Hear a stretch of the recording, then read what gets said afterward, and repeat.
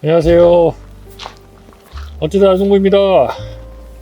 오늘같이 이렇게 비가 오게 되면 아무래도 해가 없죠. 그러니까 배가 크는 게 약간 주춤할 수 있습니다. 주춤할 수 있을 것 같아요.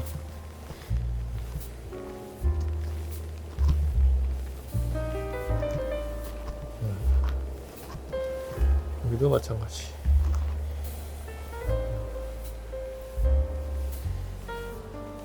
나온 김에 또 한 가지 또 이야기를 한번 해보도록 하겠습니다. 예, 과선을 좀 거닐면서 한번 말씀드려 볼게요. 지금 개화 시기라고 하면 꽃이 피고 인공수분을 하고, 그리고 이제 적과를 하고, 지베린을 바르고, 그다음 봉지를 씌우고, 이렇게 이런 방식으로 이제 이런 진행 상황으로 이제 넘어가게 되죠. 예, 그래서 개화하기 전부터 이제 그 흑성병 관련돼서 이제 집중 방제를 하게 되죠. 그러니까 인편이 벌어지기 전부터 시작해서 배 봉지를 씌우기 전까지, 이때가 어떻게 보면 흑성병 집중 방제 시기라고 볼 수 있을 것 같아요. 그래서 이제 저희는 비 오기 전에 예방 방제를 하고 있고요. 어떤 경우는 이제 제가 듣기로는 비가 오고 난 다음에 또 방제를 해준다고 하더라고요. 근데 저희는 특별하게 비가 많이 오지 않는 이상은 추가 방제는 안 하고요. 비 오기 전에만 확실하게 예방 방제 해주고, 이유는 또 다시 이제 비 오기 전까지는 이제 또 유지가 되는 형태로 좀 방제하고 있습니다. 일단은 흑성병의 경우 제가 알기로는 온도하고 습도가 영향을 미치는 걸로 알고 있습니다. 포자가 날아다니는 그런 어떤 조건이라는 게. 근데 보통 이제 비가 그치고 나면 날이 좋아지잖아요. 해가 뜨고 날이 뜨거워지고, 그래서 이후로는 포자균이 이제 활동을 할 수가 없기 때문에 이제 이후로는 추가 방제는 하지를 않는 것으로 저희는 그렇게 하고 있습니다. 물론 아까 말씀드렸듯이 특별한 경우, 비가 많이 오는 경우라면 이제 추가로 방제하는 경우도 있어요. 그리고 흑성병은 저희가 한 2년 정도 제가 이제 당해봐서 아는데 약제가 없더라고요. 흑성병을 낫게 해주는 약은 없습니다. 그러니까 일단 한번 포자가 과일이든 잎 줄기든 잎이든 찍히면 그냥 그걸로 끝입니다. 찍힌 걸로. 그 찍힌 검은 점을 어떻게 없앨 수가 없어요. 약을 아무리 많이 뿌려도. 그러니까 치료약은 없는 거죠. 그 대신 이제 그 약이 묻었던 자리가 이제 색깔이 옅어지기는 하죠. 왜냐면 이제 과실의 경우 작았을 때 묻으면 이제 그 묻은 게 이제 커지면서, 배가 커지면서 약간 이렇게 세포 분열을 하면서 이제 흐려지는 그런 부분이 있는 것 같더라고요. 근데 없어지지는 않습니다. 그래서 흑성병은 무조건 예방, 적성병도 마찬가지겠지만 이런 바이러스 모든 게 다 마찬가지죠. 그렇게 따지면 충도 마찬가지고 다 마찬가지인데, 그래도 충의 경우는 그래도 조금 이제 일부 예를 들면 아니면 좀 어느 부분만 이런 경우가 많은데, 이 흑성병 이런 포자 같은 경우에는 뭐 사방으로 막 다 날리기 때문에 이거는 뭐 어느 부분만 이런 게 없는 것 같더라고요. 그러니까 저희도 천평이 거의 다 흑성병에 걸려가지고 뭐 배를 뭐 한 3,000개? 4,000개? 이렇게밖에는 수확을 못했었으니까요. 이제 그것도 다 온전한 것도 아니고, 온전한 것도 있고 온전하지 않은 것도 있고, 그래서 흑성병은 특히나 더 저희 과원의 경우, 뭐 저희는 적성은 거의 보이지가 않아요. 여기 뭐 근처에 뭐 향나무가 없어서 그런 것 같은데, 어쨌든 그래서 이제 저는 흑성만 좀 주의하면 되고, 이제 그런 부분으로 좀 예방 약을 방지할 때 조금 더 신경을 쓰는 편입니다. 특히 저희가 이제 SS기가 오래된 거라 아마 10년 넘은 거, 15년 아마 넘었을 거예요, 제가 알기로는. 한서 SS기 이제 뭐 몇 번 저희 그 영상에 나왔을 텐데, 한서 거예요, 이게. 그래서 중고로 샀는데 그게 이제 문제를 일으켜서, 사실 그때도 이제 흑성병에 걸린, 그게 이제 치명타를 입은 거였거든요. 그래서 가급적이면은 이제 오늘 비가 온다 그러면은 하루 전날, 가급적이면 뭐 아니면 이틀 전날, 예. 만약에 정책이 안 된다면 이틀 전날쯤에 미리 뿌립니다. 미리 약을 방지를 미리 해요. 그래서 고장 나면 고쳐서 다음날 뿌려야 되니까. 근데 오늘 뿌려야 되는데 오늘 고장났어 그러면은 오늘 못 고쳐요. 거의 그 수리하시는 분이 당일날 거의 안 와요. 예. 다른 일 바쁘니까 그 일 먼저 해야 된다고 안 오더라고요. 그래서 저희는 이제 망하는 거죠. 그래서 이제 하루 전. 근데 흑성병 같은 경우에는 이제 뭐 개화기 때 이런 관련된 병의 경우 보면, 아무래도 이제 신초 생육 자체가, 과일도 그렇고 어떤 이런 꽃눈도 그렇고 이거 활발하잖아요. 되게 막 하루가 다르게 막 나오니까. 근데 이제 약을 방제를 한다는 거는 이제 이 뭐 신초라든지 열매라든지 이런 나무라든지 이런 곳에 도포를 해주는 형태거든요.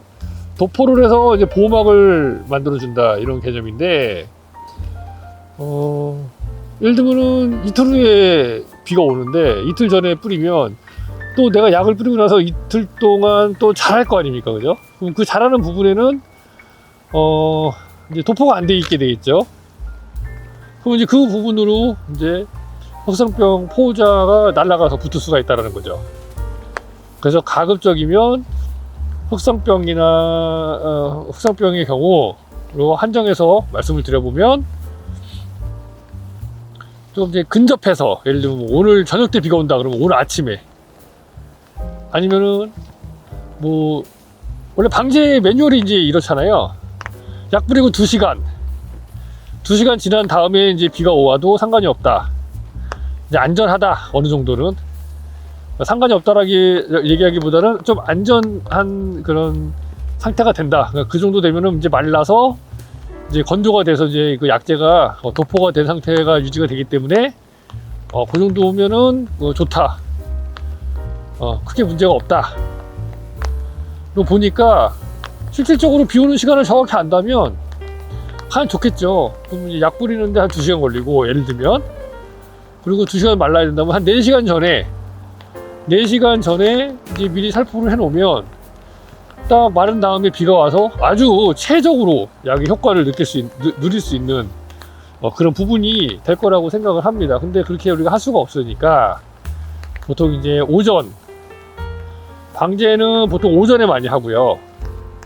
왜냐면 이제 오전에 좀 습기가 좀 있고 이슬이 맺혀 있거나 습기가 있으면 약재를 살포했을 때 그게 이제 바로 이렇게 조금 잘 섞여서, 그 물과 이슬과 잘 섞여 가지고 어떤 나무나 줄기나 이런 잎, 뭐 꽃 이런데 더 흡착이 잘 된다.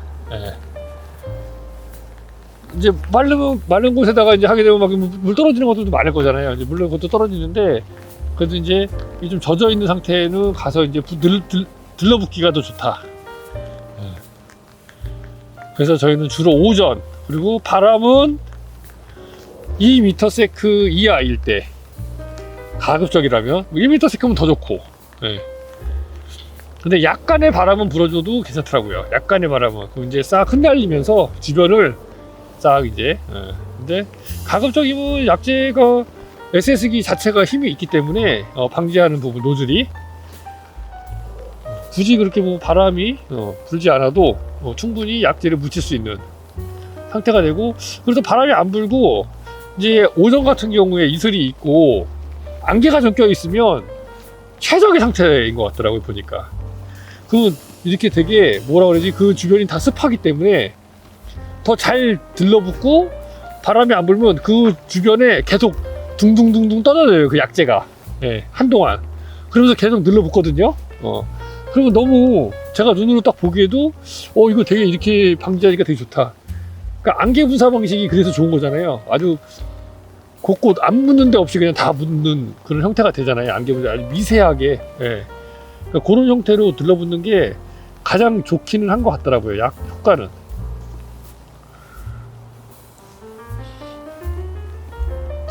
그래서 이번에는 흑성병 방제 관련돼서 한번 간략하게 말씀을 드려봤습니다.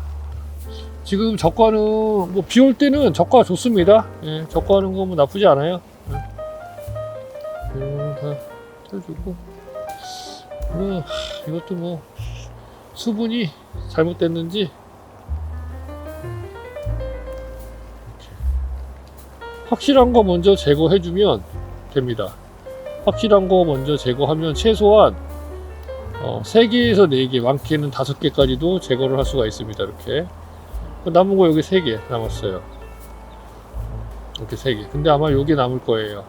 요게 제일 지금 크고 모양도 괜찮습니다. 여기도 2개 있고, 요것도 이렇게 제거를 해주고요. 이렇게 제거를 해주면 되겠습니다. 요거는 이제 만약에 달겠다 그러면 이렇게 달고, 요 부분을 제거해 주면 되죠. 이 부분을. 요 부분 찔릴 수가 있으니까 이런 부분들 제거를 해주면 될 것 같아요. 도장지도 마찬가지로 제가 지금 한 손에 카메라를 들고 있기 때문에 원래는 이제 요거를 잡고, 요 밑에를, 요 아랫 부분을 잡고, 여기를 잡고 요 위를 이렇게 따줘야 되는데, 잘못하면은 요 자체가 다 뽑힙니다. 요게 싹 다 뽑히게 돼요. 그러니까 한 손으로는 하지 마시고, 가급적이면 안 되겠다. 한 손으로 하면 떨어질 것 같아서 위에 거는 제가 한 손으로 해볼게요. 요거는 떨칠 수가 있죠. 이렇게 요런 도장지를 제거를 해야 되는 이유가 저가랑 비슷하다고 보시면 돼요. 여기 보시면 저희 결과지가 이렇게 쭉 있잖아요. 결과지가 이렇게. 그리고 결과지에는 이런 도장지가 필요가 없습니다. 저희는 없애야 돼요.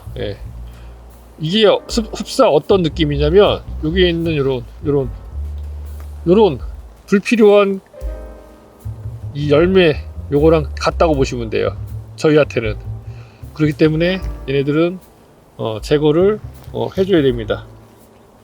얘를 제거를 이렇게 뽑아주는 거죠. 그래야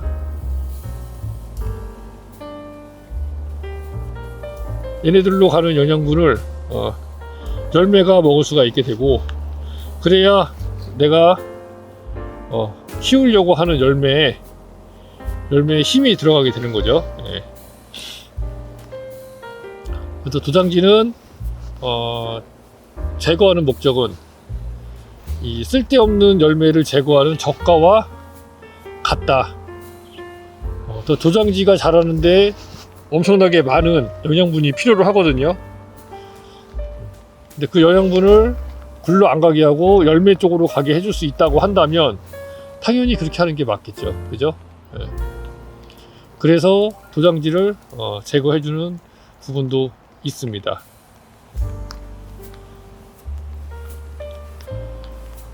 결과지 하나에 배를 몇 개를 다느냐, 어느 정도 자라야 좋으냐 라고 만약에 질문을 하신다면 그거는 정해져 있지가 않습니다.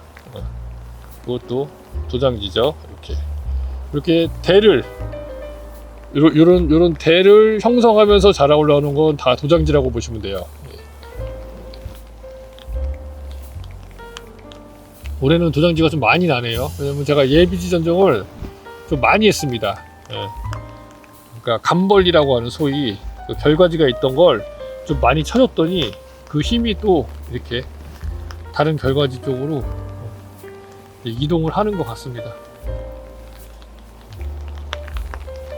그런데도 보면 지금 엄청 많이 났죠. 도장지가 다 제거해줘야 됩니다.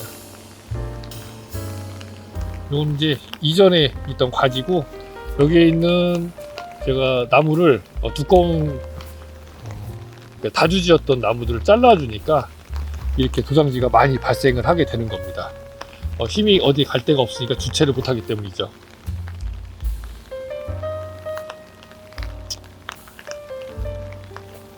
도장지가 많이 났네요. 글쎄 많이 났습니다. 도장지가. 이런 거 다 도장지죠. 이렇게 지금 이런 거 나는 거 다 도장지입니다. 도장지. 한 손으로 하면 안 되고 하나 잡고 해야 되는데, 제가 지금 한 손은 카메라를 잡고 있기 때문에 이렇게 이런 거를 다 띠러 다녀야 됩니다. 잘못 띠면 이 자체가 뽑히기 때문에 그럼 여기 열매를 하나 달 수가 없게 되죠. 그렇기 때문에 조심해야 됩니다. 잘못 띠면은 열매 달 곳이 하나 없어지니까요. 이야기했던 것 중에 결과지 요거 하나에 열매를 얼마나 다느냐, 요걸 이제 이야기를 한다면, 보면은 이렇게 저 뒤에 있는 결과지는 별로 꽃이 없어요. 눈이, 그죠? 요거는 그래도 좀 있는데 요거 없습니다. 꽃 눈이 없다는 건 그만큼 과총엽이 적다는 거고요. 잎사귀가 적다는 건 그만큼 광합성을 할 만한 일꾼들이 별로 없다. 그러면 그 일꾼에 따라서 일꾼이 많은 경우에 배를 좀 더 달 수 있고요. 일꾼이 적은 경우에는 배를 좀 적게 달아야 된다는 결론이 나오게 되는 것이죠. 이겁니다. 집에서 가장이 100만 원을 버는데 집에서 사용하는 금액이 200만 원입니다. 그러면은 타산이 안 받잖아요. 어느 정도 대출을 해오고 땡겨오고 해야 되잖아요. 그걸 계속 하다 보면 어떻게 됩니까? 파산이 나버립니다. 마찬가지예요. 이 나무도 키울 수 있는 적정량의 과일 수가 있습니다. 근데 그 과일 수를 넘어서는 배를 계속해서 달게 된다면 이 나무는 곧 파산을 하겠지요. 그리고 그 파산의 징조라는 건 뭐냐면 바로 꽃눈이 사라지는 겁니다. 제가 생각했을 때는요. 뭐냐면 이 나무도 살아있는, 어떻게 보면 생물이잖아요. 생물? 살아있어요. 이 나무도 잘 알아요. 자기가 어떻게 해야지 계속 생명을 유지해 나갈 수 있고 어떻게 하면 죽을 수도 있겠구나라는 걸 알 수가 있다는 거죠. 그럼 한번 간단하게 예를 들어서 설명을 해 드려보면, 이 나무는 자기 나무 스스로가 생각했을 때 나는 한 300개밖에는 배를 못 다는 나무입니다 라고 생각을 했을 때, 이 나무에다가 400개, 500개를 단다면 어떻게 될까요? 처음에는 그럭저럭 해나갈 수 있겠죠. 우리들도 마찬가지잖아요. 이게 힘든 일도 처음에는 이렇게 그럭저럭 어떻게 이렇게 해가면서 버텨 나갑니다. 예. 근데 그게 1년이 지나고 2년이 3년이 지나고 하면 어떻게 되죠? 더 이상 못 버티게 한계에 다다르게 되죠. 어떻게 됩니까? 방전이 돼서 넉다운이 돼버리거나, 아니면 삶을 포기하거나, 아니면 이제 그런 어떤 그만큼의 생산량을 해낼 수가 없게 되는 그런 경우가 생기겠죠. 그러면 나무는 어떤 식으로 하냐면, 제가 보니까 꽃눈을 만들지 않습니다. 왜냐면 꽃눈을 많이 만들면 더 많은 배를 달기 때문에 꽃눈이 없으면 배를 못 달거든요. 그러니까 꽃눈을 많이 만들지 않아요. 그러니까 사람들은 어떻게 하냐면 꽃눈이 없는 결과지는 잘라요. 그리고 새로운 도장지를 발생시켜서 그 도장지에서 꽃눈을 다시 받아냅니다. 지금 기존의 간행농법이 그러한 농법이라고 보시면 돼요. 그러니까 같이 살아가는 농법이 아니라 나무를 죽여서 다른 나무를 또 자라게 만들어 가지고 또 하는, 그러니까 이런 형태라고 보시면 될 것 같아요. 그러니까 결과지 나온 거에서 최대한 뽑아 먹고, 또 결과지가 퇴화되거나 문제가 생기면 그 결과지를 다시 잘라내고 옆에 난 새 가지를 받아서 그걸로 다시 또 농사를 짓는 그런 방법으로 농사를 짓는다는 거죠. 근데 저는 이제 어떤 식으로 하는 거냐면, 제가 지금 하고 있는 방법은 꽃눈이 잘 생길 수 있게 최대한 어떤 환경을 조성해주고 만들어주는 겁니다. 예를 들면 이 나무가 300개만 배를 달 수 있는 나무다 그러면 나는 한 280개 정도만 달아주는 거예요. 좀 여유 있게. 예. 한 50개 정도, 250개 정도만 달아주는 겁니다. 그러면 나무는 어떻게 하냐면요, 배를 더 키워줘요. 영양분이 남으니까 배를 더 키워줍니다. 물론 도장지도 자랄 수 있겠죠. 그래서 우리가 중점적으로 하는 작업이 바로 이제 전정인 것입니다. 전정. 소위 말하는 명인전정이라는 걸 해주고 있는 거죠. 갈수록 체력을 안정화시키기 위한 방법은 그거밖에 없습니다. 명인전정. 가을에 잎사귀가 많이 있을 때 전정을 해주는 거죠. 그러면 잎사귀가 있을 때 나무를 잘라주면 그 나무와 연결되어 있는 뿌리, 이런 부분들이 같이 사라집니다. 천천히. 그래서 땅 속에 있는 무게와 이 땅 위에 있는 무게를 맞추게 되는 거죠. 그럼으로써 해가 갈수록 안정화가 되는 겁니다. 그걸 한 번에 맞출 수가 없기 때문에요. 뭐든지 우리는 한 번에는 안 됩니다. 제가 지금 여기 땅 속에 땅을 지금 토양을 좋게 만들기 위해서 호미를 이렇게 파종해서 호미를 매년 이렇게 키우고 있습니다. 물론 많이 자라지는 못해요. 하지만 어느 정도까지는 자랄 수 있게 최대한 환경적인 요건을 만들어주는 거죠. 이거를 1년 만에 해서 땅을 다 좋게 만들 수 있다 그러면은 그거는 사기입니다. 사기. 그런 일은 절대 있을 수가 없어요. 이 세상 어떠한 일도 그런 경우는 없는 걸로 저는 알고 있습니다. 한 번에 되는 건 없습니다. 그래서 저희도 천천히 나무를 만들어 가는 거예요. 시간이 걸리죠. 시간이. 그래서 나무도 적응하는 시간이 필요하고, 이렇게 조금씩 변화를, 우리 그러잖아요. 사람이 한 번에 변하면 맛 간다고, 그죠? 그러니까 천천히 변화를 이뤄가면서 안정화를 찾을 수 있게 하려고 하는 거죠. 근데 인간은 그걸 못 기다려요, 사실. 예. 뭐 저도 마찬가지고. 왜냐면 이게 농사라는 것도 어떻게 보면은 돈벌인데, 내가 5년, 6년을 내가 돈을 못 번다? 그럼 그런 거 하려고 하지 않잖아요. 그러니까 투자를 안 하려고 하죠. 왜? 가진 게 없는데 투자를 해야 되면 힘듭니다. 그러니까 이제 투자를 하는 것도 좋지만 어느 정도 내가 기반이 마련되고 이제 투자가 진행이 될 텐데, 근데 기반이 마련돼도 투자를 잘 안 해요. 네, 투자는 잘 안 합니다. 어찌 되었든 간에 이제 그러한 부분들이 있다라는 거. 그래서 조금씩 나무를 제가 유인을 해 나가고 이렇게 만들어 가는 거죠. 네. 부러뜨리지 않고. 한 번에 부러뜨릴 수 있어요.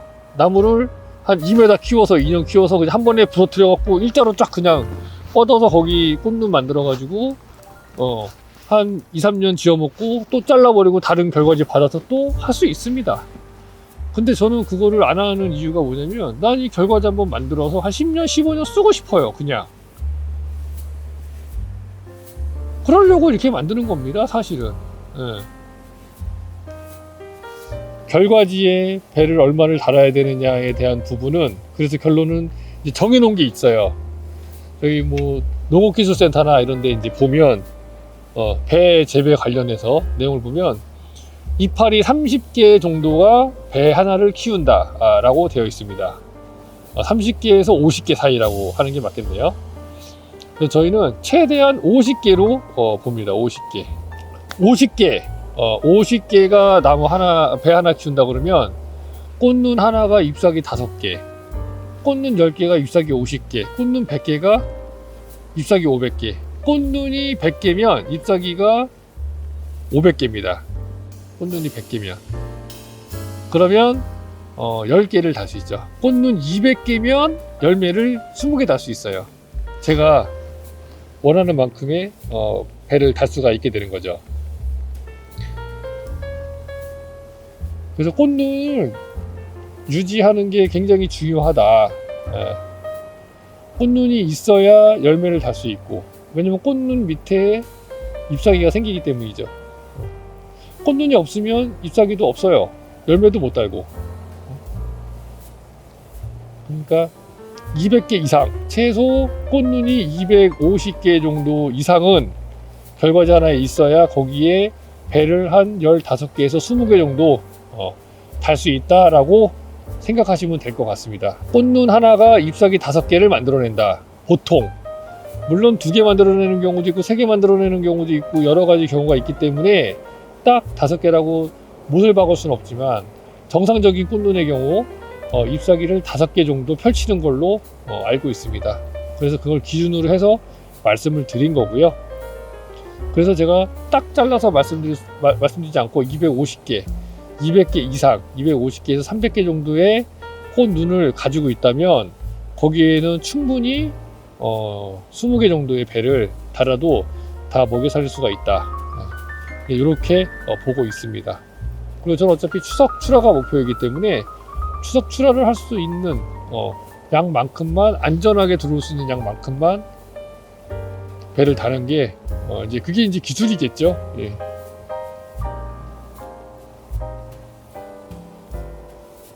그래서 나중에 이제 잎사귀가 다 펼쳐지면 그때 잎사귀가 몇 개 정도, 꽃눈 하나에 잎사귀가 몇 개 정도 났는지도 한번 알아보도록 하겠습니다. 예. 제 말이 어느 정도 신뢰성이 있는지에 대한 부분을, 그리고 뭐 제가 이렇게 보여드리지 않더라도 여러분 가원에서 한번 보십시오. 예.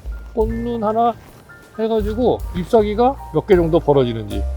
요거 보면은 지금 잎사귀가 둘, 셋, 넷, 다 여기 6개 벌어졌네요. 요거는 여기도 지금 보면은 지금 여기는 되게 많이 벌어졌어요. 둘, 넷, 여섯, 8개가 벌어졌습니다. 예. 여기도 지금 4개가 벌어졌죠. 아직 지금 더 요것도 벌어질 거예요. 요것도 좀 벌어지고 있는 것 같은데 한 5개, 이렇게 4개, 5개는 벌어지는 게 보여요.